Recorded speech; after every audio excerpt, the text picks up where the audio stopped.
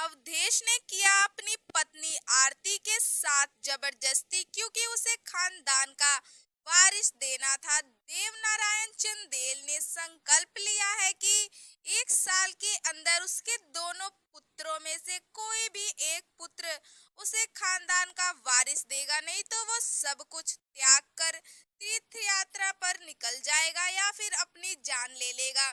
ये सब बातें सुनकर काफी ज्यादा सभी लोग हैरान हो जाते हैं। और इसी बीच खुशबू मासी एक नई चाल चलती हैं और अपने बेटे अवधेश को समझाती हैं कि उसे अब ये जिम्मेदारी उठानी पड़ेगी, उसे ही इस खानदान का वारिस देना होगा।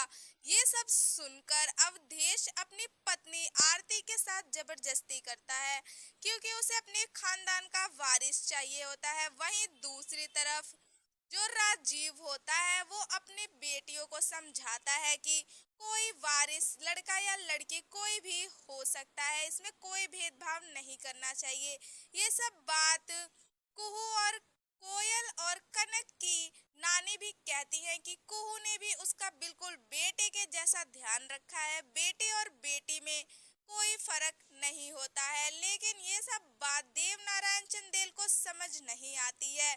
वहीं दूसरी तरफ दोस्तों आपको बता दें कि अवधेश को कुहू ने जेल भेज दिया है क्योंकि उसे अन्याय बर्दाश्त नहीं होता है।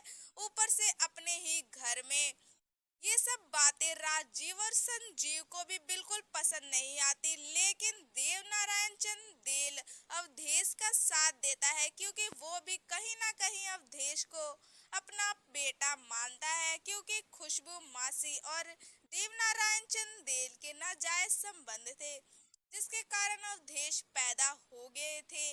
वहीं आपको बता दें कि कहानी में जल्द ही आने वाला है एक नया ट्विस्ट। जल्द ही आप सबको देखने को मिलेगा कि आरती भी अवधेश के खिलाफ केस करने वाली है। देखना काफी ज्यादा इंटरेस्टिंग होगा कि आरती आरती को क्या न्याय मिलेगा या फिर वो हार जाएगी। देखना काफी ज्यादा इंटरेस्टिंग होगा कहानी में। वैसे आप सबको एक और इन्फॉर्मेशन देनी थी। जो देवनारायण चंदेल है वो कुहू को अपनी बहू के रूप में अभी भी स्वीकार नहीं कर पा रहे हैं।